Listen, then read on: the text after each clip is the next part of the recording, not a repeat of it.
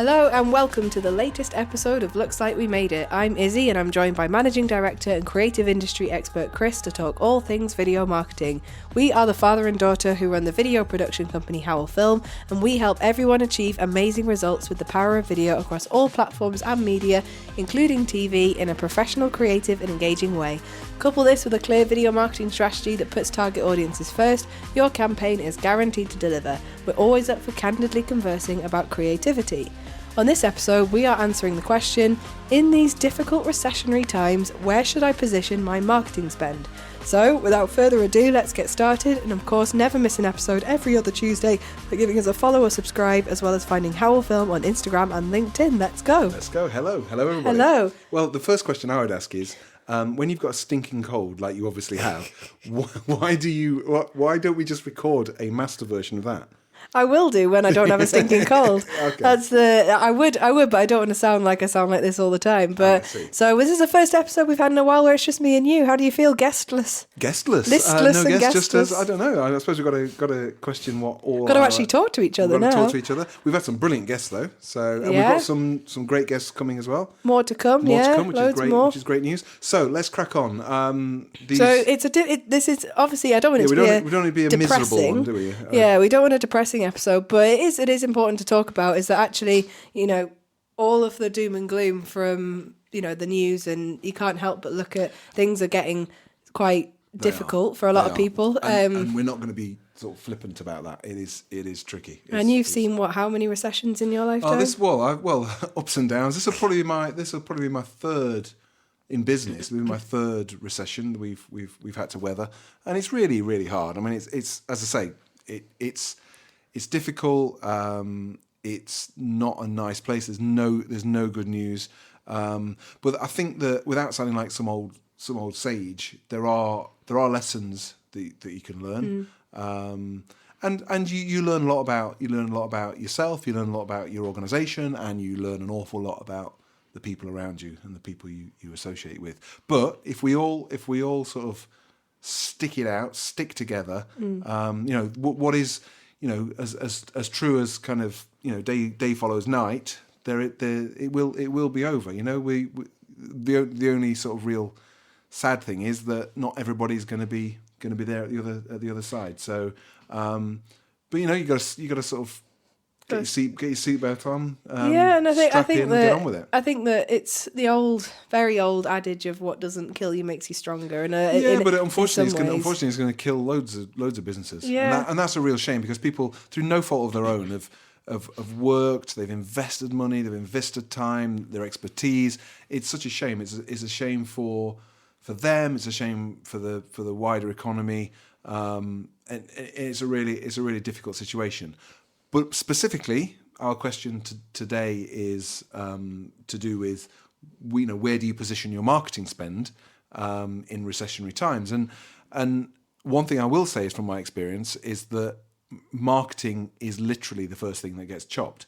Oh yeah. It gets, it stops, which is right. I suppose in certain, if it's a choice between, running a campaign and the lights coming on, well, naturally you've got to make those decisions. However, I think it's important to really sort of discuss that there are ways and means of maintaining a really, really credible and effective marketing campaign, using different methods, thinking it through a little bit more carefully, and instead of taking a kind of like chopping it off. Because then you're back to zero, and it's quite hard to get going again. I think the thing is that it's easy to.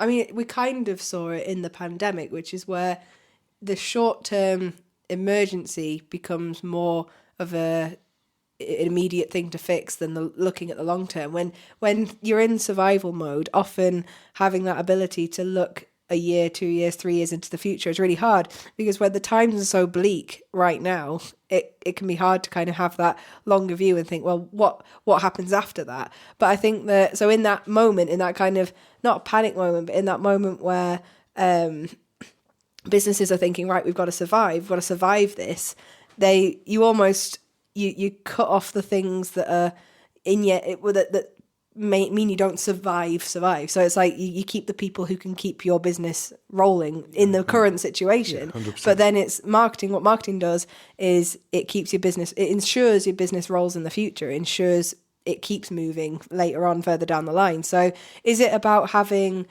or trying to force yourself almost in these bleak times to have an optimistic outlook and have an outlook that is, if we actually invest in our marketing now, is it worth looking at the future? Well, I think you've just got to. I think it's important not to disappear off the radar completely. I think it's important, because if getting down to absolute sort of the nuts and bolts of it, if an organisation just vanishes off the radar, people make an assumption in these difficult times that you've gone bust, that you're gone. And I think it's important to maintain a level out there, and also that a recession is about a slowdown. It's not about a stop. The economy is still functioning. The economy is still churning away. People are still having to make stuff. People are still having to do stuff. It's still there. There might be a less frippery, and there might be less people taking chances. And now isn't the time. Don't get me wrong. Now isn't the time to go, oh well, let's do something outrageous and crazy and off the wall, and hey, let's throw a few grand at something. It may or may not work. That's not what I'm talking about. What I'm talking about is that it's important not to just go, right, batten down the hatches. We're off the radar now. No one, we're going to sort of get in our bunker, and I think it's important to maintain some sort of presence. And there's another side of this as well, which is when this is over, there's an argument to say actually that by maintaining an even sort of not growing it, but certainly developing and having a mature approach to your marketing and your marketing output, that when the recession comes to an end, and it will, like you mentioned, the pandemic. When we were in it, you could see no end to it, but it's kind of, it's still somewhat it's still happening, somewhere, but obviously it's very different now. So my point is that when it's over, you will have a presence. You will be there. You'll be stronger, and you'll still be amongst it. And obviously, the really sad part is that unfortunately some of your competitors won't be there. So there is a, I'm not even going to suggest there's a silver lining. I'm not going to be that flippant. However, by maintaining a presence, by maintaining a level that when it is over, you are there. You are stood there, and you're visible. And you're in a stronger position. I think that's really interesting because I at this time of year, obviously at the time of recording and putting this out, it's on the run up to Christmas in this country. We're in November, and it's really interesting watching how bigger businesses and retail businesses are using their ad spend on, because obviously we have to watch the adverts as well as the actual TV shows to see what's going on. And I've seen I almost feel like some like supermarkets in particular do obviously their TV adverts every year, and obviously things like John Lewis, etc. They're renowned for it.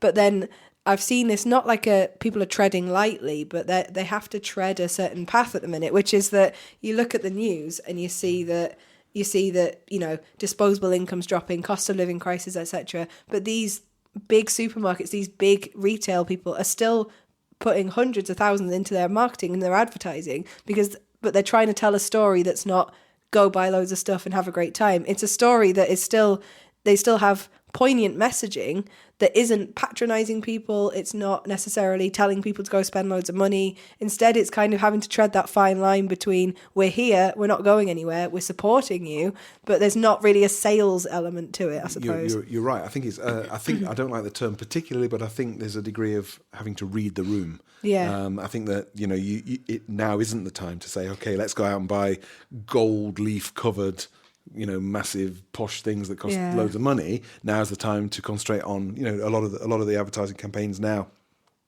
It's all about family. It's all about relationships. It's all about sort of friendships, and they're not necessarily selling anything, or they're promoting themselves. They're not even really promoting themselves. They're just but they're demonstrating that they've read the room. They understand the mood. They understand where we are as a society at the minute. And I think that's very. I mean, it's very clever. But you're right. It's interesting, isn't it, that they've still got the ad spend. They've still got they're still pumping money into their messaging.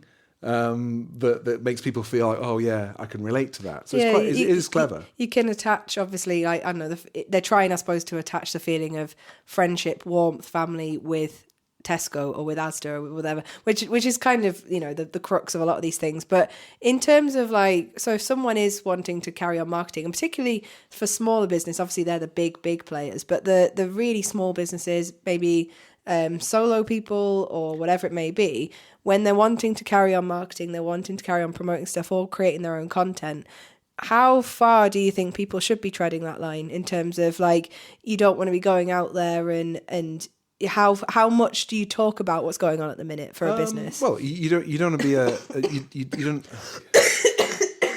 hold the line. Sorry, I made it this far. Carry on. I think the crucial thing is that we don't sort of become a woe is me nation.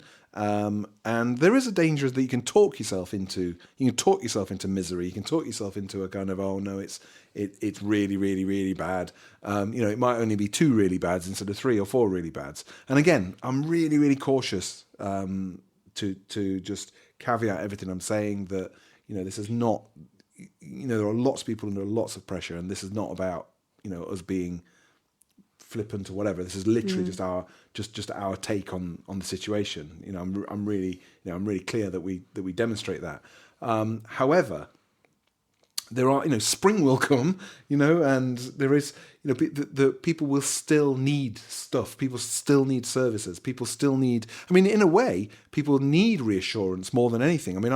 I would instead of kind of talking about sort of I would talk about the benefits. Everything that you do and you offer as an organisation, it should be about the benefits. It should be about what, how does that make the spend that the organisations that are buying your services or your product are doing, that they feel like it's real value for money and it's really adding value to their business. And I think that is, there's almost like an honesty to it, because in recessionary times you strip away a lot of the frippery, you strip away a lot of the kind of Emperor's New Clothes type stuff, and you actually get down to the nuts and bolts. And the nuts and bolts is, there's a big difference between need and want. There are certain things people need, and I think you've got to work that much harder to claw into the kind of the discretionary spend, the spend that might be perceived as being the wrong thing to do. But they can be quite subtle things, and I think it's like I say, I think it's really, really important not to assume everything's terrible all the time, everywhere. And you can't get away from the fact, we are still a powerful economy. There is still plenty of money around, but it's harder to to kind of extract that kind of discretionary spend from people, because they're not focused on spending. Well, I think it's about spending in different ways as well, because in times like this, obviously, and if you are selling a product or whatever, and you are worried that you're gonna come across like you're bragging or pushing people to spend money or this, that, and the other. If you're sort of not, if you want, say you sell, I don't know, a food product or something, and you want to put it out there saying, hey, we're doing hampers or this, that for Christmas. Often all it is a simple it's a simple ability to understand copywriting. It's someone who can take that message and turn it in such a way where you're hitting the right points and you're putting the right message out there. It's not just you saying spend, spend, spend. So often it's just looking at the little things, like how you're wording stuff and how you're maybe just using language and how you're kind of getting people on your side and not kind of going in for the hard sell at the minute. Because I think when you're in these kinds of times, no one likes to be sold to anyway, but I think there's an extra shield up at the minute where consumers might be like extra cautious with their money. So how do you sort of tread that line? And it's often down to the little language things, the little things you can do to kind of create that atmosphere. Subtle messaging. Yeah. I mean, the other thing as well is that suppliers are adapting. They are changing. I mean, us as a supplier of the video production we do, the film side of our business, we're now offering kind of monthly payment terms for our kind of rent a movie concept. We would never really have even thought about that or offered that in the past, but to our clients now, we are offering a monthly service, and naturally there's a degree of risk for us. But I think we've been able to adapt our business model to match our clients who would say, actually, we don't have that spend in one go, so we're not going to do that project. So we've responded by saying, hey, we'll work with you. We're in it together. We've developed a relationship over a period of time where we're happy to go ahead and produce this work, and you can pay for it monthly. And like I say, that's something that we wouldn't have thought about unless we were in this situation at the minute. And that because we're not immune to the pressures of cash flow. We're not immune to the it's literally across everything everywhere. So I think it's important that you can adapt, you can change your business model, and also that like I'm coming back to the point that there is spend in the economy. There is people are doing things, and actually there is another argument that say you could be doing more marketing. You could be anecdotally there's when things are difficult, hire more salespeople. Do more marketing. Yeah, so push harder. And because like I said earlier on, unfortunately people will fall by the wayside. And it's about, but also the other thing as well is, like any business, it really makes you look at a recession. And again, there is no silver lining, but there is. You do look at your business. You do look at what you're spending. You do look at where you're spending it. And it makes you more focused. And it all the old terms around, it makes you a leaner organization. You can't afford to carry additional things. You can't afford, the reality is that it does make businesses more efficient because they're forced to be more efficient. So I suppose in that regard, that is a benefit. I mean, it's wrapped up in something more difficult. I think that when it comes to, marketing, sales, content creation, to me, they all fall into different categories. So when people put sales and marketing together, often I see that as like, well, they should really be treated separately. They're two very different exercises, as we learned from Paula in a previous episode, that they are very separate in a lot of their ways. And marketing kind of warms people up, but then sales kind of gets them in the room and gets the conversation going. But I guess content creation as well for me is a little bit different, because marketing is obviously the broader term. It's anything that pretty much puts yourself out there. But when we operate in the world of content creation, and particularly video content creation, but content creation nonetheless, and you can legitimately do that for free. You can go on Instagram Reels. We preach people making short form content. We encourage and teach people how to do it, because when we produce a professionally made bit of content, we want to make sure that that's just not a flash in the pan, that they can continue that and carry that through, years or a few months after the campaign. We want people to be able to have control over that and use that, because it's not just a case of, hiring a full film crew anymore. It's great, but you can also do it yourself, and we've done it ourselves a lot of the time. People always say to me when I say, well, actually, we're the video production business, but we'll also teach you how to make your own film, and we want to. They think that's detrimental to my business, and I've said on this platform, and I've said a number. I'll say it to anybody. It's a benefit to our business. It actually we've never missed out on high end video production because someone's done it themselves. Yeah. They're different things, and I think. We are evangelical about the benefit of video in your business, and I think in reality we can teach people the basics, and they should just get out and do it themselves. And you are right, you can do that for free. Yeah, absolutely. And I think like when I was in a seminar recently where we were talking about competitors and how we must be in a really competitive market. And I pretty much said that everyone with a smartphone is a competitor to us or could be seen as such. But instead, it's a really valuable tool because people get a chance to see what it's about before maybe making that commitment. But in terms of, so back to my thing about it being free, and you can, with the power of, if you listen to obviously previous episodes with Scarlett and everyone from Purple Creative, is that everyone does talk about the algorithm. They push the idea that actually it's not about boosting posts anymore all the time. It's not about throwing 30 quid on a Facebook post anymore. It's about understanding a very kind of unique technology of the algorithm, which is essentially your social media reel, your social media platform will learn your behavior, learn what you like to look at, and then present you with that. Once you wrap your head around that and the algorithm as a nutshell, you've got quite a lot of power in your pocket. And I think that like in times where it's all you can do is that when you're looking at your data insights on social media and you're looking at what you're spending and you're looking at this, that, and the other, you can do lots of things. Like you could do I've seen teachers doing or tutors doing word of the day little reels on Instagram. I've seen like personal trainers doing exercise of the day, and it's anything that kind of marketing isn't just about buy this now for $29.99. It's more about I'm here, I'm giving you information, and you'll remember me when you need to make a purchase. 100%. And also, we know content is king, and we also know that what people should be doing is they should be talking about what they know, they should be writing about what they know, they should be asking others to tell them about what they know, and they should be doing it as often as they can. And I think it's important that we don't all disappear under a stone. And I think it's important that, we just put ourselves out there and people do what they can, when they can, and they spend what they can. But I would definitely argue against canning all of your marketing spend.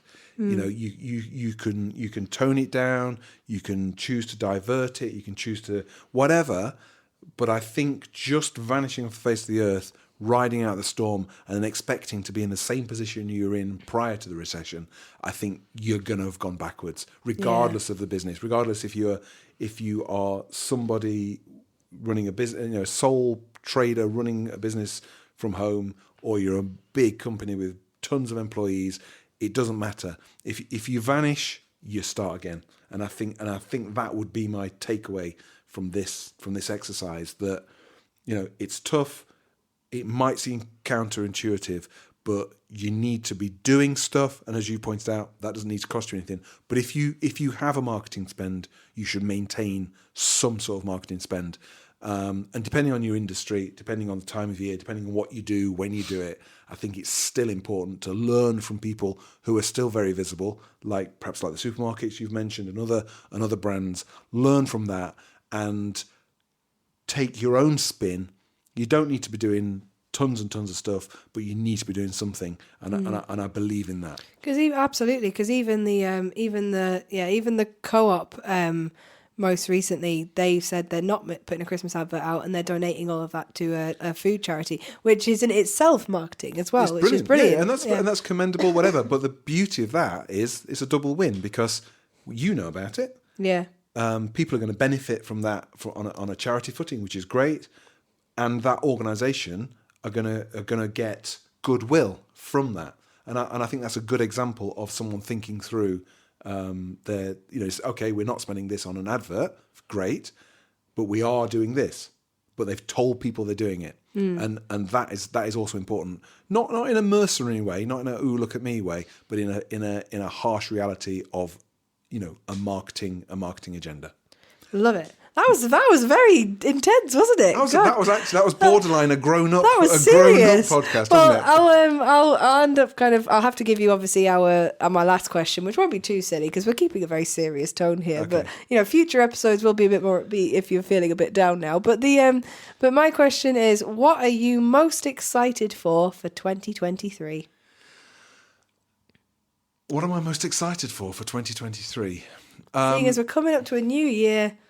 New you. On a personal level or on a whatever business, you want, go for level. it. Well, I'm excited for the Howell family growing. I know there's a lot of grandkids coming our way, isn't there? There's a lot of grandkids coming our way, Yeah. which is great. I'm excited. I feel like there's almost like let's just the 2020 from the end of 2019 probably through to the end of 2022. It feels like we could just draw a line through all of that, and let's just kind of park that now, and perhaps hit the ground running in 2023 with a degree of optimism. And hopefully not completely sort of misguided optimism, but I'd like to think that, you know what, there's a lot of amazing people, lots of amazing stuff, there's lots of amazing talent. I've dedicated my entire career to the UK creative industry, and I will stand up and fight for it because the UK has the best creative industry in the world, bar none.